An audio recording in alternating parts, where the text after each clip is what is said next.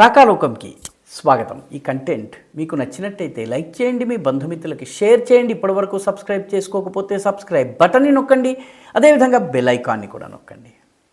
మిత్రులారా, జమ్మూ కాశ్మీర్లో ఉగ్రవాదాన్ని పెంచి పోషించేందుకు పాకిస్తాన్ శతథా సహస్రథా 1000 రకాలుగా ప్రయత్నిస్తోంది, అయినా విజయం సాధించలేకపోతోంది. దీనికి కారణం భారత ప్రభుత్వం అనుసరిస్తున్నటువంటి ప్రొయాక్టివ్ వ్యూహము, మన సైన్యాలు అమలు చేస్తున్నటువంటి అద్భుతమైనటువంటి స్ట్రాటజీస్, టాక్టిక్స్. దీంతో ఉగ్రవాదుల సంఖ్య తగ్గుతూ వస్తుంది. స్థానికుల నుంచి మద్దతు పూర్తిగా తగ్గిపోయింది. పర్యవసానంగా పాకిస్తాన్ జమ్మూ కాశ్మీర్లో ఉగ్రవాదాన్ని సస్టైన్ చేసేందుకు, కొనసాగించేందుకు బయట నుంచి పంపాల్సి వస్తుంది. గత సంవత్సరం, అంతకు ముందు సంవత్సరం 2023, 2024లో ఉగ్రవాదం కశ్మీరు లోయలో తగ్గింది, జమ్మూ ప్రాంతంలో పెరిగింది. జమ్మూ ప్రాంతంలో 7-8 పెద్ద సంఘటనలు జరిగినాయి. చాలామంది బస్సులపైన దాడి, లేకపోతే ఈ రకమైనటువంటి పెద్ద పెద్ద ఆపరేషన్స్ ఉగ్రవాదులు నిర్వహించగలిగారు. దీనికి ప్రధానమైనటువంటి కారణం ఏంటంటే, జమ్మూ ప్రాంతంలో ఉన్నటువంటి అటవీ ప్రాంతము, ముఖ్యంగా పీర్ పంజాల్ రేంజ్ పర్వత మాలిక ఏదైతే ఉందో దాని దగ్గర ఉన్నటువంటి అటవీ ప్రాంతము అటు పాకిస్తాన్ ఆక్రమిత జమ్మూ కాశ్మీర్ భూభాగంలో కూడా వెళ్తుంది. కాబట్టి ఈ అటవీ ప్రాంతాన్ని ఉపయోగించుకుని ఉగ్రవాదులు చొరబడేవాళ్ళు. అడవుల్లో నెలల తరబడి దాగుని ఆ తరువాత వాళ్ళ ఆపరేషన్స్ చేసేవాళ్ళు. కాబట్టి వీళ్లను అరికట్టేందుకు భారత ప్రభుత్వము అదనంగా 15,000 మంది జవాన్లను రంగంలోకి జమ్మూ ప్రాంతం కోసమే దింపడం జరిగింది. దీనివల్ల జమ్మూ ప్రాంతంలో టెర్రరిస్ట్ టు జవాన్, అంటే ఒక టెర్రరిస్ట్కి ఎంతమంది జవాన్లను మోహరిస్తారు అన్నటువంటి రేషియో ఏదైతే ఉందో, నిష్పత్తి ఇదివరకు 1:1 ఉండేది. అంటే ఒక ఉగ్రవాదికి ఒక జవాన్ ఉండేవాడు. ఇప్పుడు ఒక ఉగ్రవాదికి 2.6 జవాన్స్ ఉన్నారు. అంటే 2 కన్నా ఎక్కువ జవాన్లు ఒక ఉగ్రవాదిని టార్గెట్ చేసేటటువంటి రేషియోని సాధించింది. 15,000 మందిని ఇండక్ట్ చేయడం ద్వారా జమ్మూ ప్రాంతంలోకి తీసుకుని వచ్చి వాళ్ళని మోహరించడం వల్ల. దీంతోపాటు ఉగ్రవాద వ్యతిరేక కార్యకలాపాల నిమిత్తం ఉగ్రవాదుల్ని ఏరివేసేందుకు, గుర్తించేందుకు, పట్టుకునేందుకు అవసరమైనటువంటి నైట్ విజన్ కెమెరాస్, అదేవిధంగా high resolution binoculars, thermal imaging equipment, ఇటువంటి అనేక ఎక్విప్మెంట్లు, అవసరమైన చోట డ్రోన్లు, ఎందుకంటే అడవుల్లో దాగున్న ఉగ్రవాది కదలికలు గమనించాలంటే డ్రోన్స్ కావాలి. వీటన్నిటినీ కూడాను తక్షణమే ప్రొక్యూర్ చేయడం జరిగింది. పర్యవసానంగా ఆర్మీ ప్రొయాక్టివ్గా పనిచేసి ఈ ప్రాంతంలో, సరిహద్దు ప్రాంతంలో ముఖ్యంగా చొరబడ్డటువంటి ఉగ్రవాదుల్ని ఏరివేస్తూ వచ్చింది. ఇది గమనించాల్సినటువంటి విషయం. ఇప్పుడు జమ్మూ కాశ్మీర్లో ఉన్నటువంటి ఉగ్రవాదుల సంఖ్య అంతా కలిపితే కూడాను 114, 115కి మించదు.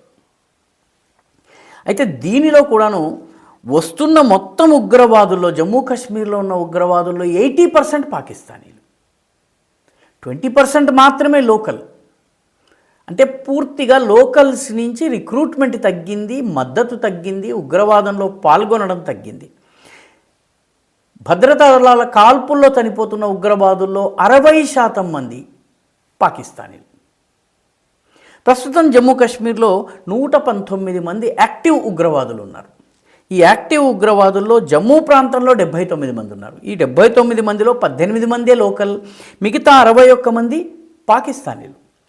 అదేవిధంగా పీర్ పంజాల్ రేంజ్కి ఉత్తరాన, అంటే భదర్వా, కిష్త్వాడ్, డోడా, ఉధంపూర్, అదేవిధంగా కశ్మీర్ లోయలో ఉన్నటువంటి బారాముల్లా, సోపోర్, శ్రీనగర్, ఈ అనంతనాగ్, ఈ ప్రాంతాలు ఏవైతే ఉన్నాయో, ట్రాల్ కావచ్చును, పుల్వామా కావచ్చును, ఈ ప్రాంతాల్లో ఉన్నటువంటి మొత్తం ఉగ్రవాదుల సంఖ్య 40.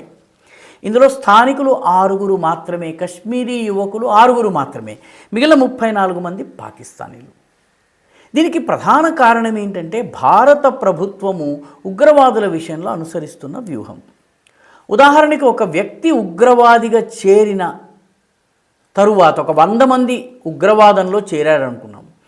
ఈ 100 మంది ఉగ్రవాదులు కనుక చేరితే, ఆ చేరిన ఉగ్రవాదుల్లో మొదటి 10 రోజుల్లో 7% మంది చనిపోతున్నారు. అంటే 100లో 7 10 రోజుల్లోనే హతమవుతున్నారు.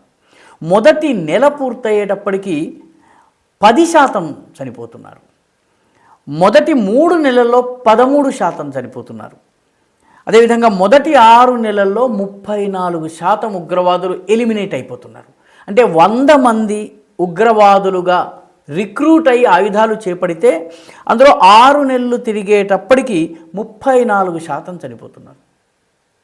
అంటే 6 నెలల్లోనే కేవలము 66 ఉగ్రవాదులు, 100కి 66 ఉగ్రవాదులు మిగులుతున్నారు. 1 సంవత్సరం పూర్తయ్యేటప్పటికి 64% ఎలిమినేట్ అవుతున్నారు.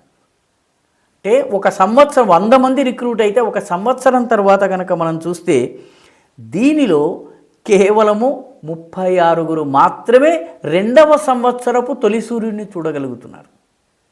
దీని అర్థం ఏంటంటే ఉగ్రవాదాన్ని సస్టైన్ చేయాలన్నట్టయితే పాకిస్తాన్కి ప్రతి నెల 100 మందిని పంపాల్సి ఉంటుంది.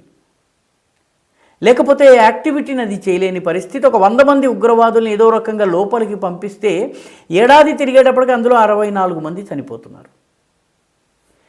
ఈ రకమైనటువంటి పకడ్బందీ వ్యూహం వల్ల చాలా ఇబ్బంది అవుతుంది. రెండవది, స్థానికుల రిక్రూట్మెంట్ తగ్గడానికి 2 ప్రధాన కారణాలు ఉన్నాయి.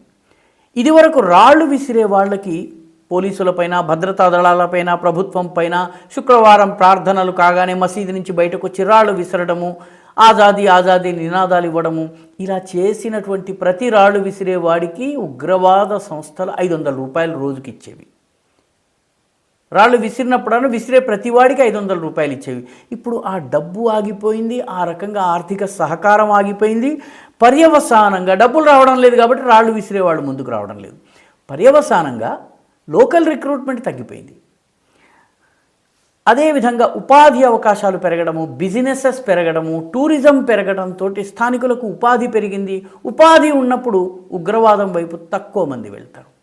పర్యవసానంగా ఉగ్రవాదపు రిక్రూట్మెంట్ తగ్గిపోయింది. ఎందుకంటే రాళ్ళు విసిరే వాళ్లలో 84% మంది తరువాత ఉగ్రవాద శిక్షణ పొంది తుపాకీ చేతపట్టి భారతదేశం పైన పోరాడతారు. కాబట్టి రాళ్ళు విసరడం ఆగేటప్పటికీ ఉగ్రవాదుల రిక్రూట్మెంట్ కూడా ఆగింది. ఉగ్రవాదం వైపు ఎంతో కొంత మోజున్నటువంటి వాళ్ళకి ఉపాధి అవకాశాల వల్ల వాళ్ళు ఆగిపోతున్నారు. పర్యవసానంగా లోకల్ రిక్రూట్మెంట్ ఆగిపోయింది. లోకల్ రిక్రూట్మెంట్ ఆగిన తరువాత పాకిస్తాన్కి ఉగ్రవాదిని లోపలికి పంపాల్సినటువంటి అవసరం పెరిగింది. ఆ వచ్చిన ఉగ్రవాదుల్లో ఏడాది తిరిగేటప్పటికీ 64% ఖతమైపోతున్నారు. దీనితో ఉగ్రవాదాన్ని సస్టైన్ చేయటం పాకిస్తాన్కి కష్టమవుతోంది. భారత ప్రభుత్వం అనుసరిస్తున్నటువంటి ప్రొయాక్టివ్ విధానాల వల్ల ఇది సాధ్యమైంది. ఈ రకంగా కొనసాగినట్టయితే జమ్మూ కాశ్మీర్ నుంచి ఉగ్రవాదాన్ని పూర్తిగా ఎలిమినేట్ చేయటం, భారత ప్రభుత్వం పట్ల వ్యతిరేకత ఉండవచ్చును, లేకపోతే అధికార పార్టీ పట్ల కోపం ఉండవచ్చును, అసంతృప్తి ఉండవచ్చును, కానీ తుపాకులు పట్టేటటువంటి స్థితికి అది రాకపోయినట్టయితే దాన్ని ప్రజాస్వామ్య పద్ధతుల్లో మేనేజ్ చేయటం ఈజీ అవుతుంది. ఉపాధి అవకాశాలు పెంచటము, రాజకీయ భాగస్వామ్యం పెంచటము, వాళ్ళ గొంతుకలు వినేటటువంటి అవకాశం కల్పించటము, ఈ రకంగా దేశంతో సంబంధ బాంధవ్యాలు మిగతా దేశంతో పెంచడం, ఇటువంటి కార్యకలాపాల ద్వారా వాళ్ళలో ఉన్నటువంటి అసంతృప్తిని తగ్గించవచ్చు. ఆయుధాలు పట్టాలన్న కోరిక తగ్గినట్టయితే, జమ్మూ కాశ్మీర్లో స్థానికుల మద్దతు తగ్గినట్టయితే పాకిస్తాన్ ఎక్కువ కాలం ఈ ఉగ్రవాదాన్ని జమ్మూ కాశ్మీర్లో సస్టైన్ చేయలేదు. భారత ప్రభుత్వం వ్యూహం కూడా ఇదే. ఈ వీడియో మీకు నచ్చినట్టయితే లైక్ చేయండి, షేర్ చేయండి, ఈ ఛానల్కు సబ్స్క్రైబ్ చేయండి. మీ అభిప్రాయాన్ని కమెంట్ల రూపంలో తప్పనిసరిగా పంపించండి.